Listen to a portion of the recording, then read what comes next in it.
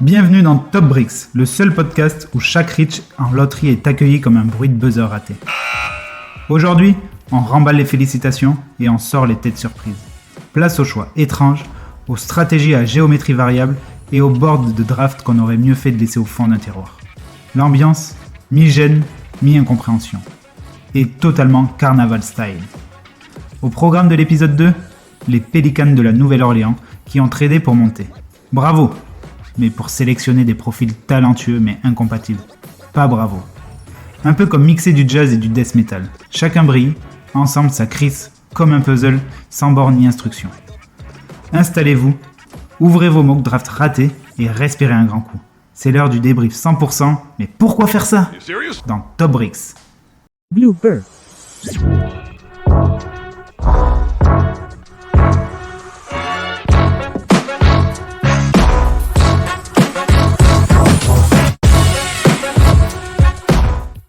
Gros plan sur les New Orleans Pelicans et leur saison 2024-2025. Et on va pas tourner autour du bayou, c'est moche. 14e à l'ouest, avec 21 victoires et 61 défaites. Un bilan qui ferait pleurer un alligator. Et on parle pas des stats individuelles. Un net rating à moins 9,5. Une différence entre points marqués et encaissés qui crie « On est là, mais on aurait préféré ne pas y être !» Au niveau de l'offensive rating, 110,4, soit 26e en NBA. Une attaque qui patine comme un saxophoniste sans souffle. Peu de rythme, peu de transition, et beaucoup trop de possessions qui finissent sur une prière.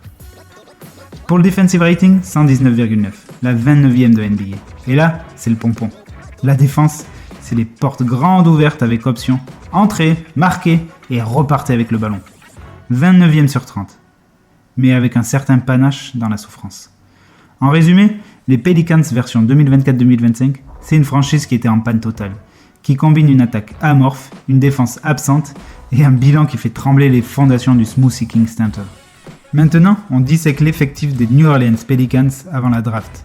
Un mélange de talents isolés, de paris jeunes et de sacrés défis structurels. Sur le poste 1, on a Dejounte Murray et José Alvarado, du muscle et du mordant. Murray apporte de la création et du scoring en isolation, mais il n'est pas un pur meneur organisateur. Alvarado, lui, il reste un agitateur en défense, parfait en sortie de banc.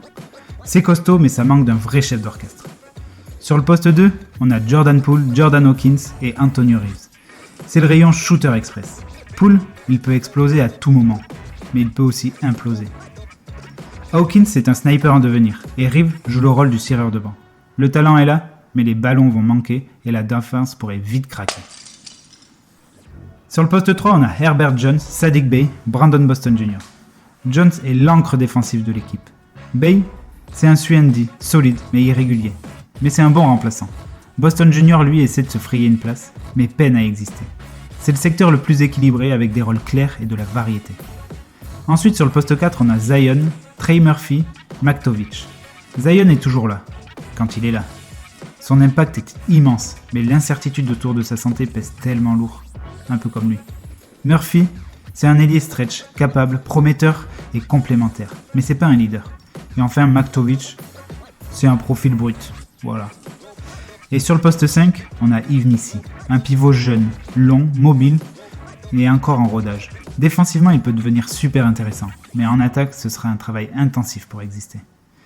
En gros, les Pelicans sont des noms, des profils, des flashs, mais pas encore une identité collective. Trop de joueurs en mode isolation, trop peu de liants, et avec une défense en souffrance, et une attaque qui manque de rythme, de shooter pour spacer le terrain. Ils doivent trouver leur jeu et leur cohérence. Ok, les New Orleans Pelicans sortent d'une campagne bien sombre, mais tout n'est pas à jeter dans le marécage. Déjà, il y a eu l'émergence de Yves Missi. Le jeune pivot commence à montrer des flashs physiques, énergie, verticalité. Il est encore brut, mais l'impact défensif commence à se faire sentir. Ensuite, ils ont des profils défensifs très recherchés actuellement en NBA.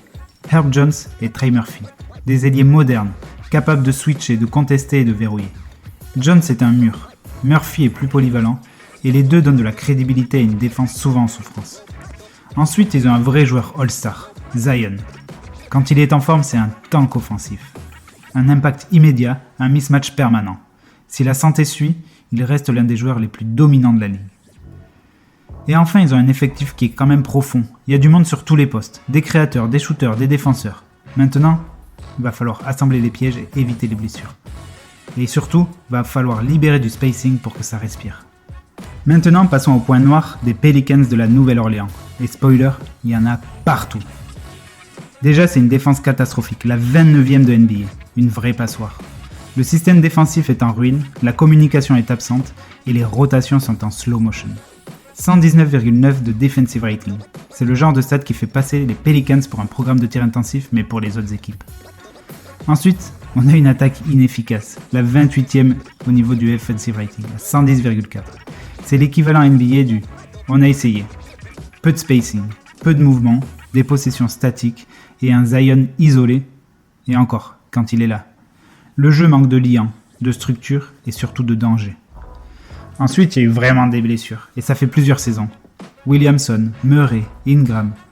Un trio censé porter l'équipe, mais qui a passé plus de temps en soins qu'à faire des pick and roll. Leur absence chronique a plombé la cohésion et laissé les jeunes se débrouiller dans le chaos. Et enfin, on a une adresse à 3 points qui est faible, 34,7%. C'est pas dramatique, mais trop moyenne pour faire peur.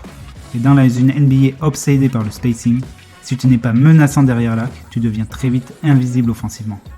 Du coup, les New Orleans Pelicans ont des urgences bien identifiées. Déjà, un playmaker sur les postes 1 ou 2. Le backcourt manque cruellement de chef d'orchestre.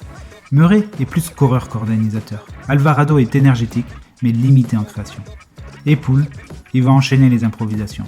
Il leur faut un vrai créateur, quelqu'un qui structure l'attaque, qui fait vivre le ballon et qui impose du tempo. Ensuite, il leur faut de la présence à l'intérieur. Un poste 5 si possible. Zion est puissant, mais souvent absent. Yves Missy monte en régime, mais reste jeune et brut. Il manque une encre dans la peinture, capable de sécuriser les rebonds, protéger le cercle et surtout imposer une densité physique face au big NBA. Enfin, en défense, il leur faudrait un poste 2 ou 5 avec un defensive rating à 119,9, le besoin est limpide. Il faut des stoppers, et vite. Sur le poste 2, les Hawks ont Reeves et Poole qui ne sont pas des chiens de garde. Et au poste 5, Missy est prometteur, mais l'équipe a besoin d'un joueur capable de switcher, de dissuader et d'organiser la défense. En résumé, il leur faut un meneur structurant, un intérieur solide expérimenté qui a une protection de cercle et des profils défensifs fiables sur les postes clés. Pour commencer, on parle du 7e choix de la draft 2025, Jeremiah Fears, 18 ans, combo guard sorti d'Oklahoma State et nouvelle pépite des New Orleans Pelicans. Il fait 1m91 pour 82 kg et une envergure de 196 cm. Un profil compact, mobile et taillé pour le poste 1-2 avec un vrai flair balle en main. Fears, c'est un handle élite, des changements de rythme tranchants et une vraie capacité à créer sur pick and roll. Il attaque le cercle avec agressivité et n'a aucune peur du contact. Il joue avec une mentalité de guerrier. À 18 ans, il montre déjà des instincts de titulaire NBA, capable de porter une attaque en construction. Mais attention aux zones d'ombre. Son tir extérieur est encore trop irrégulier pour étirer les défenses. Il a tendance à perdre pas mal de ballons aussi, surtout quand il force les actions. Il a un physique qui est encore léger, qui peut pénaliser son équipe notamment face aux gardes puissants. Et son jeu off-ball, il n'est pas encore développé, il faut qu'il apprenne à exister sans la gonfle. Au niveau des compas NBA, il y a du Jamal Crawford pour le handle et la créativité en isolation. Il y a aussi du Jordan Poole au niveau de l'agressivité offensive, le flair, mais aussi les pertes de balles. Et enfin, je trouve qu'il y a un vrai côté Devin Harris pour le profil combo, rapide, incisif, mais encore perfectible. Ensuite, on passe à ce choix intriguant des New Orleans Pelicans, le 13e pick, obtenu via un trade coûteux avec un feature pick en compensation. Et ce pick, c'est Derrick Queen, un pivot créatif de Maryland qui a 20 ans, qui fait 2m8 pour 112 kg et une envergure de 2m13. C'est un gabarit compact mais intelligent, qui est taillé pour penser le jeu depuis la peinture. Son profil, c'est un footwork raffiné et un kiwi basket élevé. Une vraie capacité à scorer au poste et à créer pour les autres. Un joueur qui connaît bien ses postes, qui lit les défenses et qui peut devenir titulaire à NBA dans une structure adaptée. Mais voilà, parlons du fit avec Zion Williamson. Zion évolue déjà dans la peinture. Il a besoin d'espace, de verticalité, d'un pivot capable de protéger ou de s'écarter. Le pick 13, lui, Derrick Queen, il n'a pas de tir extérieur, il manque de mobilité latérale et propose un profil plus statique, davantage en finesse qu'en dissuasion.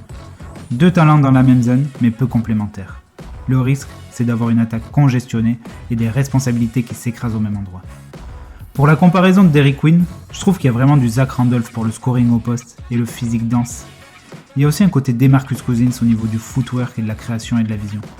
Et enfin, il y a un petit côté Alperen Sengun pour le côté pivot penseur, mais avec les mêmes défis défensifs. Enfin, maintenant, on parle du 40e choix de la draft. Sélectionné par les Pelicans, Mika Peavy, 23 ans, un swingman défensif venu de Georgetown mesurant 2m03 pour 100 kg et une envergure de 2m02. Peavy, c'est un ailier athlétique, physique et défensif qui s'est affirmé comme un Suendi polyvalent. Il impacte le jeu sans ballon, défend en handball avec intensité et a progressé au catch and shoot. Cette année d'ailleurs, il a fait une saison à 40% à 3 points. Sa mentalité de compétiteur et son expérience NCAA en font un joueur prêt à contribuer dès sa saison rookie. Par contre, il ne crée pas son propre tir, sa palette offensive est limitée et il reste fragile sur la ligne des lancers francs. De plus, à 23 ans, pas mal de scouts doutent de sa marge de progression. En NBA, ça sera un remplaçant qui peut devenir solide, capable de défendre sur les postes 2 et 3, de spacer le terrain et de tenir un rôle sans forcer. Pas un scoreur, pas un créateur, mais un joueur utile, fiable et compatible avec des stars. Au niveau des compas NBA, il y a du Justin Jackson pour le profil d'ailier long, discret. Et du Jaden McDaniels aussi, on lui souhaite pour la défense, la mobilité et le potentiel physique. Voilà, les New Orleans Pelicans ont bougé à la draft et ont essayé de se créer des opportunités pour corriger une saison désastreuse, poser des fondations claires et relancer une équipe sans cap.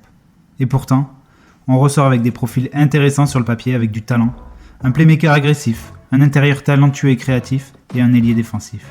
Mais dans les faits, beaucoup de doublons, des joueurs qui évoluent dans les mêmes zones et surtout des choix effectués bien plus haut que prévu. Le résultat ?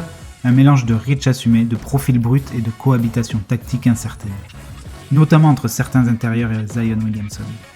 Une draft qui, au lieu de clarifier l'intensité du projet Pelicans, complique la lecture et pose plus de questions que de réponses.